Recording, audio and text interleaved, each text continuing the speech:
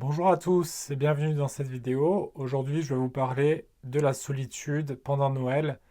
Voilà, ce sont des périodes particulières, alors je tenais à vous transmettre mes pensées et à vous dire en fait comment j'ai vécu moi-même ces moments de solitude.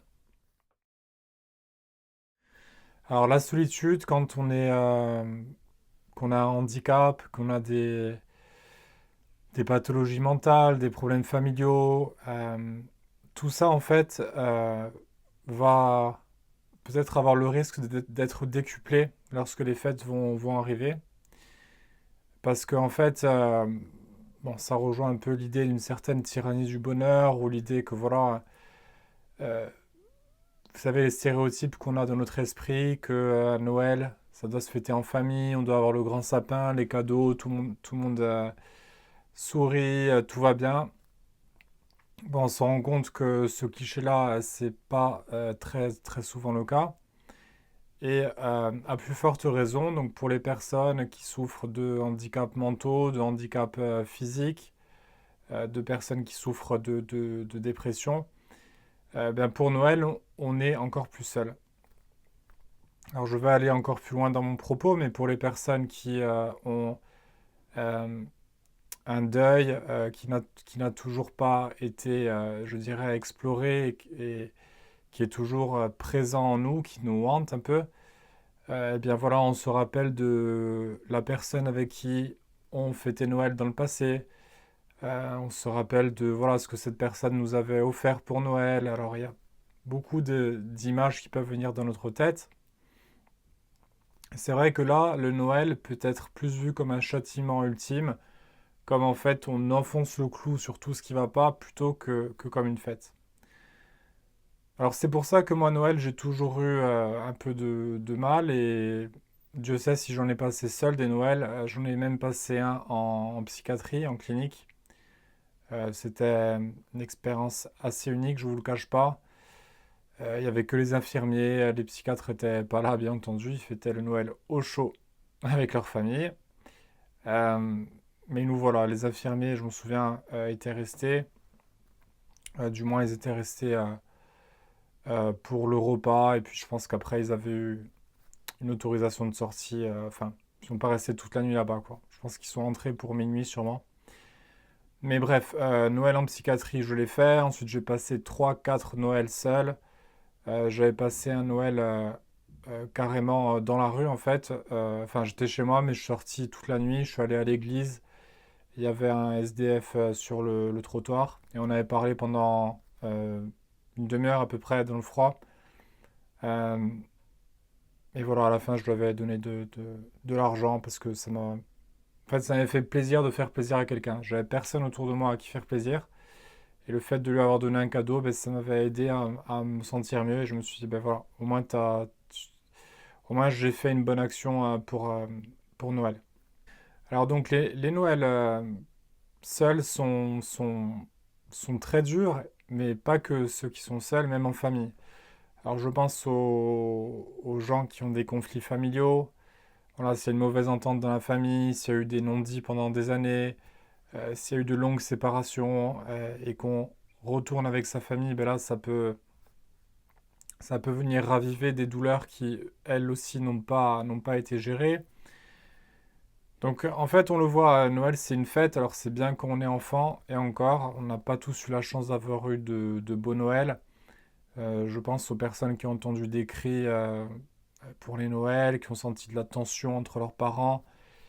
Et on est un peu tiraillé entre bien l'esprit que la fête, je dirais, dégage. Noël, c'est le papa Noël, c'est le créneau, c'est la neige, c'est un monde un peu féerique. Et donc dans notre esprit, c'est magique hein, quand on est enfant Noël, mais à côté de ça, on peut voir des parents tristes et qui ne partagent pas cette émotion parce qu'ils sont malheureux. Et c'est là que ça peut être très dur, puisque dans l'esprit de l'enfant, il doit avoir un conflit assez intense et partagé entre cette joie immense et cette déception tout aussi intense, donc que de voir ses parents ou des frères et sœurs souffrir. Donc j'ai l'impression que Noël, c'est un peu la situation dans laquelle il faut en fait jouer le jeu. Euh, alors je vais pas aller jusqu'à utiliser le terme prétendre, parce que je pense que même les gens qui jouent le jeu arrivent tout de même en grande majorité à savourer le moment, même si c'est pas pleinement. Et en anglais, il y a un dicton, c'est fake it until you make it. C'est en gros prétend jusqu'à ce que ça marche. Donc je pense que si on se force un peu à essayer de partager de la joie avec les siens, quand bien même ce ne sont pas des situations idéales, quand bien même il y a des gens qui manquent, quand bien même on n'a pas assez d'argent, quand bien même on n'a pas la maison de nos rêves, quand bien même il y a un enfant qui ne veut pas fêter Noël avec nous, qui préfère rester avec son ou sa partenaire, ou qui passe le Noël à l'étranger. En fait, voilà, Noël, ça peut être très, très anxiogène, et il y a plein d'éléments en fait qui vont venir en fait déclencher de l'anxiété, et qui vont être décuplés par ce facteur stressant qui en fait s'assimile un peu à la tyrannie du bonheur et à l'obligation d'être heureux lors d'une fête aussi immense que celle de Noël. En fait, dans notre esprit, enfin du moins dans le mien, je me dis souvent, ah, Noël arrive, euh, bon, alors à qui je dois envoyer des cadeaux, à qui je dois envoyer des cartes, est-ce que si je fais de Noël chez un membre de ma famille, comment l'autre va le prendre? Donc en fait, il y a plein de choses qui arrivent, il y a beaucoup de stress. Voilà, moi cette année, je ne fais pas Noël avec, euh, avec ma famille. Je le fête ici avec ma partenaire. Euh, donc voilà, c'est un choix délibéré de ma part, parce que moi j'ai 30 ans, j'essaie un peu de faire ma vie, de construire moi-même ma famille. Euh, mais voilà, donc vous voyez, vous imaginez bien que là aussi il y a de la culpabilité dans cette décision, et cette décision n'est nullement dirigée contre une personne en particulier ou contre des membres de ma famille en particulier, mais plutôt comme une décision de ma part, en fait, de vouloir créer quelque chose moi-même, puisque ce que j'ai vécu, ben, malheureusement, n'a pas toujours porté ses fruits, puisque voilà, j'ai eu beaucoup de déboires avec la médecine, j'ai fini en psychiatrie, j'ai pris pléthore de médicaments, j'ai eu une opération, tout ça, donc ça s'est un peu mal passé pour ma part. Alors, une question intéressante, c'est est-ce que la famille peut être responsable de tous nos maux? Quand je dis nos maux, c'est les maux synonymes de douleur, hein, MAUX. Est-ce qu'il y a un lien, ou alors est-ce que j'avais une prédestination à être dans l'état dans lequel je suis? Quand bien même, j'aurais eu une bonne famille, enfin, j'ai eu une bonne famille, je pense, j'ai eu des gens aimants, mais ça s'est juste mal passé. Des fois, les gens, c'est contre leur gré, contre leur volonté, il y a des choses qu'on ne contrôle pas, ça se passe mal, ça arrive. Et c'est peut-être, petite parenthèse, mais c'est peut-être l'occasion pour pratiquer le pardon. Alors, pardonner ne veut pas dire, ça c'est un peu, c'est thème vu et revu, hein, mais pardonner, ça ne veut pas dire, ok, ce que tu m'as fait, tout va bien, c'est parfait, j'accepte. Non, ça, c'est se mettre à la place de l'autre et se dire, qu'est-ce qui a fait que la personne a agi comme ça? Est-ce que c'était dirigé vers moi? Ou alors c'était juste, ben voilà, ça devait arriver, et c'est pas de la faute de la personne. En fait, dans le pardon, ça implique voilà, la compréhension. Donc ça implique, parce qu'en fait, la souffrance tend à nous isoler et à nous sentir un peu victimes, à se concentrer sur nos souffrances. Et on ne veut surtout pas se mettre en fait à la place de l'autre. On est un peu prisonnier dans notre souffrance, et on ne peut pas avoir la version de l'autre. C'est d'ailleurs pour ça que j'ai fait des études de droit et que j'assiste souvent à des procès. Parce que vous savez, dans un procès, il y a deux parties, il y a la victime et l'accusé. Et quand on écoute la victime, on dit ah oui, ben là, la victime, elle a 100% raison, comment elle peut perdre? Et puis après, on écoute la version de l'accusé, et là, on entend voilà, le passé qu'a eu l'accusé, qu'est-ce qui a mené l'accusé à prendre ses décisions, etc., etc. Et là, on arrive un peu à l'empathie. Et je pense que c'est ça qui est intéressant, et qui permet peut-être d'accéder, sinon au pardon, eh bien peut-être au moins à la compréhension. Euh, voilà pour cette parenthèse.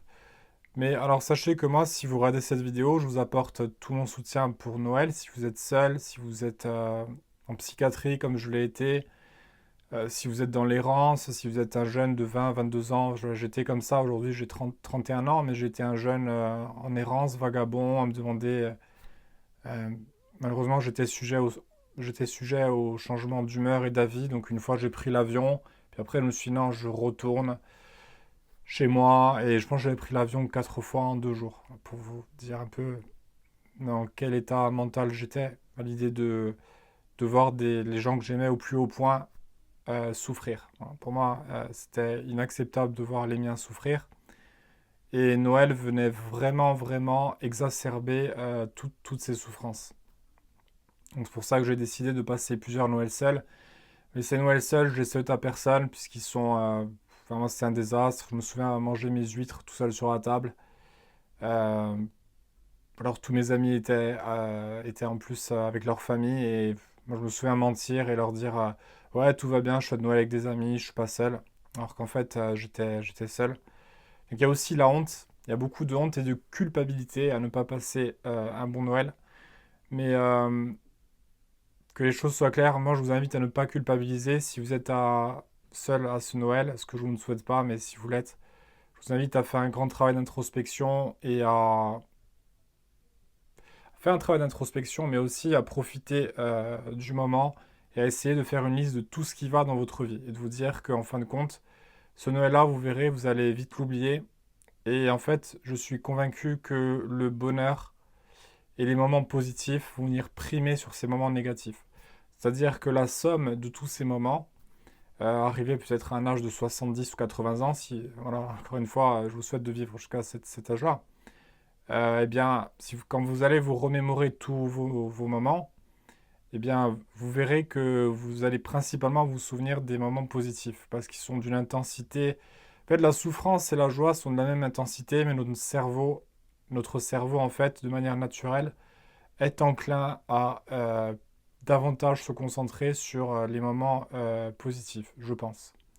Ça reste à prouver, on est tous différents, c'est une théorie comme une autre, du moins moi c'est ce que j'expérimente en ce moment. Typiquement là, si je devais faire un test et de me rappeler de tous mes Noëls, ben voilà, je pense à la joie, je pense au beau moment, et les Noëls où je suis seul, ben mon cerveau en fait même pas l'effort de se les rappeler. Alors peut-être que j'ai des- peut-être des prédispositions à être positif, mais ça je ne pense pas puisque voilà, je suis l'essence même de la dépression, on va dire, puisque j'ai pris des antidépresseurs pendant des années et je pense que depuis toute mon enfance, j'ai toujours été imprégné par la tristesse. Quand bien même j'ai eu des moments de joie, bien entendu, mais j'ai toujours été un peu mélancolique, un peu différent, toujours un peu à se poser des questions existentielles très tôt. C'est d'ailleurs ces questions existentielles qui m'ont amené à la psychiatrie, parce que j'étais tellement curieux que j'ai voulu voir un peu ben, comment ça se passait, est-ce qu'il y avait des gens qui allaient me comprendre et tout ça, est-ce que j'allais pouvoir enfin me sentir moins seul. Et c'est là que j'ai vu la violence de la psychiatrie et comment on traitait les patients. C'est pas du tout des gens qui étaient en capacité de réfléchir, puisque la majorité prenait des neuroleptiques et des médicaments très lourds. Et en fait, j'ai eu face plus à des gens, alors je vais pas dire lobotomisés, mais du moins dans une camisole chimique et inaccessible aux émotions. Enfin, très rares étaient les moments et les personnes avec qui j'ai pu en fait tisser des connexions. Euh, Écoutez, un autre conseil, c'est peut-être essayer de décorer votre appartement, essayer de vous regarder un bon film, de vous boire une bonne tisane chaude, d'appeler des amis, n'ayez pas honte. N'ayez pas honte de le dire si vous êtes seul à vos amis. Franchement, c'est pas une honte et il y en a bien plus qu'on ne le pense. Encore une fois, tous les films américains que l'on voit, donc les séries avec les familles parfaites, lors d'un dîner, avec des immenses tablés et beaucoup de bonne nourriture, tout ça, ben, enfin, la réalité est tout autre. Euh, donc essayez de regarder un peu autour de vous, essayez je dirais de manière préventive, essayez peut-être d'ores et déjà de consulter des gens sur des forums qui sont seuls, essayez d'aller sur des réseaux sociaux, des groupes. Voilà, essayez de voir s'il y a des gens qui sont seuls, essayez d'anticiper le coup et le jour de Noël comme ça, vous ne vous retrouvez pas seul. Euh, voilà, peut-être envoyer des cartes à nos proches, essayer de faire des petits gestes comme ça peut faire toute la différence. Se faire un appel visio avec votre famille, puisque voilà, peut-être c'était trop lourd émotionnellement parlant de fêter Noël physiquement avec eux, mais peut-être un entre-deux, ça serait de passer un appel. Euh, et voilà, et peut-être ne pas, si vous ne souhaitez pas passer Noël avec votre famille, voilà, calmez-vous, essayez je dirais, de vous recentrer et de ne pas réagir à chaud. Et voilà, de vous rassurer, ce n'est pas un drame de passer Noël seul, on s'en remet, c'est vrai que ça peut être très dur le moment même, mais c'est là qu'il ne faut pas faire de bêtises, donc ne pas céder à l'automédication, aux solutions faciles. Si on a des idées noires, ben, tout de suite essayer d'en parler, je vous dis, sur n'importe quel réseau, et peut-être appeler les SOS Amitié, ou je suppose que là, il y aura beaucoup d'initiatives de la part d'associations qui seront mises en place, donc peut-être appeler tous ces numéros verts qui peuvent peut-être sauver une vie quand on est seul. Donc voilà, c'est pas facile tout ça, mais il faut rester fort. Et après, la vie reprend, on part sur une nouvelle année, 2025, et vous verrez que les choses, tôt ou tard, finissent par s'arranger. La vie, en général, et le temps font que les choses prennent moins d'importance. Donc voilà pour cette vidéo, j'espère qu'elle vous a plu, j'espère principalement que vous ne fêtez pas Noël seul. Si vous avez de l'anxiété, tout ça, ben voilà, essayez de vous rassurer. Moi, je continue à faire mon travail. Voilà, je tiens à faire de mon histoire.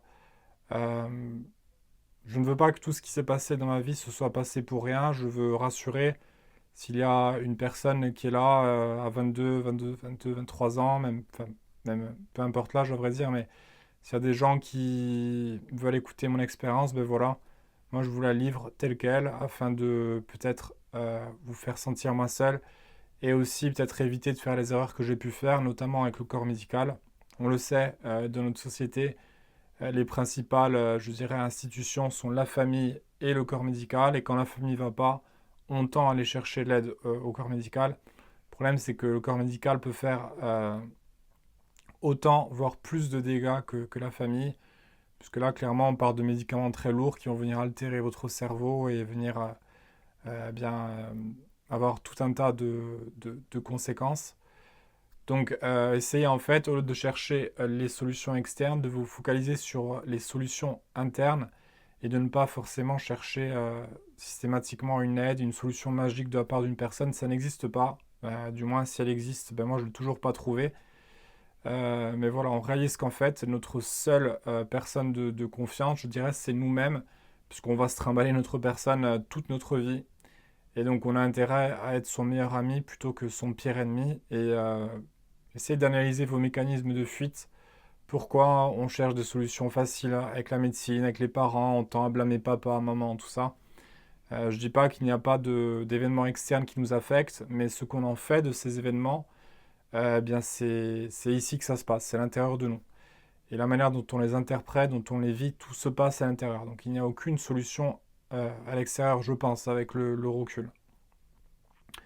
Donc voilà, ces sujets-là, peut-être je les aborderai davantage dans d'autres vidéos.